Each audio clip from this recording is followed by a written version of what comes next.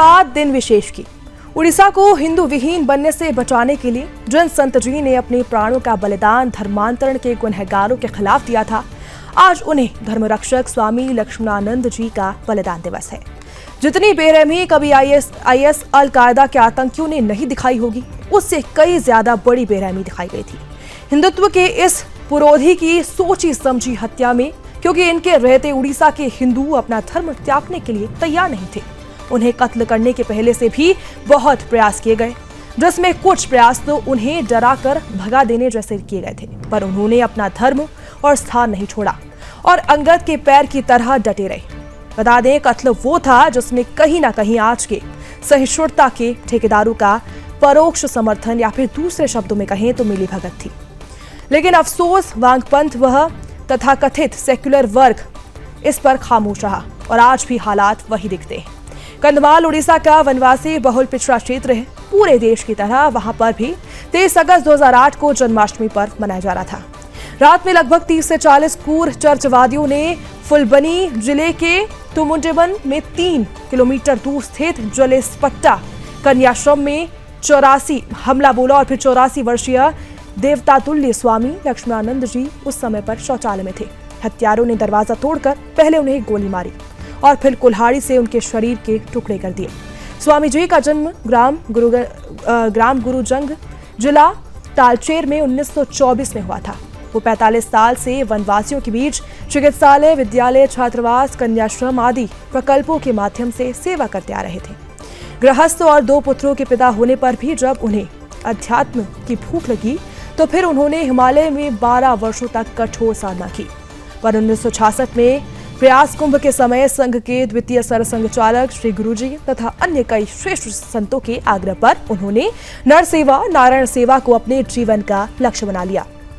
इसके बाद उन्होंने फुलबनी में सड़क से 20 किलोमीटर दूर घने जंगलों के बीच चकापात में अपना आश्रम बनाया और जनसेवा में जुट गए। इससे वे ईसाई मिशनरियों की आंख की किरकिरी बनते नजर आए। स्वामी जी ने भजन मंडलियों के माध्यम से अपने कार्यों को बढ़ाया। उन्होंने 1000 से भी अधिक गांव में भागवत घर स्थापित कर श्री भागवत की स्थापना की। उन्होंने हजारों किलोमीटर की पदयात्रा कर वनवासियों में हिंदुत्व की अलख जगाई। उड़ीसा के राजा गजपति एवं पुरी के शंकराचार्य ने स्वामी जी की विद्वता को देखकर उन्हें वेदांत केसरी की उपाधि दे दी थी।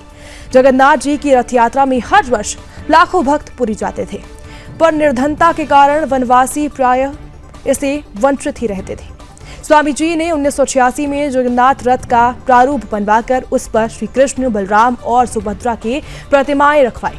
इसके बाद उसे वनवासी गांव में ले गए। बता दें, वनवासी गांव को अपने घर आया देख रथ के आगे नाचने लगे। जो लोग मिशन के चंगुल में फंस चुके थे वो भी उत्साहित उठे। जब चर्च वालों ने आपत्ति की तो उन्होंने अपने गले में पड़े मजहबी चिन्ह फेंक दिए। 3 महीने तक चली इस रथ यात्रा के दौरान हजारों लोग हिंदू धर्म में लौट आए। उन्होंने नशे और सामाजिक क्रूरतियों से मुक्त हेतु जनजागरण भी किया। इस प्रकार मिशनरियों के 50 साल के षड्यंत्र पर स्वामी जी ने झाड़ फेर दिया। स्वामी जी धर्म प्रचार के साथ ही सामाजिक और राष्ट्रीय सरोकारों में से भी जुड़े थे। जब जब देश पर आक्रमण हुआ, कोई प्राकृतिक आपदा आई, उन्होंने जनता को जागरूक कर सहयोग दिया। पर चर्च को इससे कष्ट हो रहा था, इसलिए उन पर 9 बार हमले किए गए। हत्या से कुछ दिन पूर्व ही उन्हें धमकी भरा पत्र भी मिला। इसकी सूचना उन्होंने पुलिस को दे दी थी, पर पुलिस ने कुछ नहीं किया। यहाँ तक कि उनकी सुरक्षा को और भी ढीला कर दिया गया। इससे संदेह होता है कि चर्च और नक्सली कम्युनिस्टों के साथ कुछ पुलिस वाले भी इस षड्यंत्र में शामिल थे। स्वामी जी का बलिदान व्यर्थ नहीं गया। उनकी हत्या के बाद पूरे कंधमाल और निकटवर्ती जिलों में वनवासी हिंदुओं में आक्रोश फूट पड़ा। लोगों ने धर्मांतरण के अनेक केंद्रों को जाल बनाया।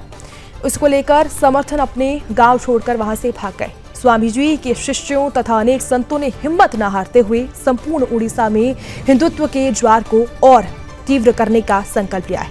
धर्म रक्षा की उस महानतम पराकाष्ठा को आज उनके बलिदान दिवस पर सुदर्शन न्यूज बारंबार नमन, वंदन और अभिनंदन करते हुए ऐसे बलिदानियों की गौरव गाथा को सदा जन जन तक पहुंचाने के संकल्प को दोहराता है।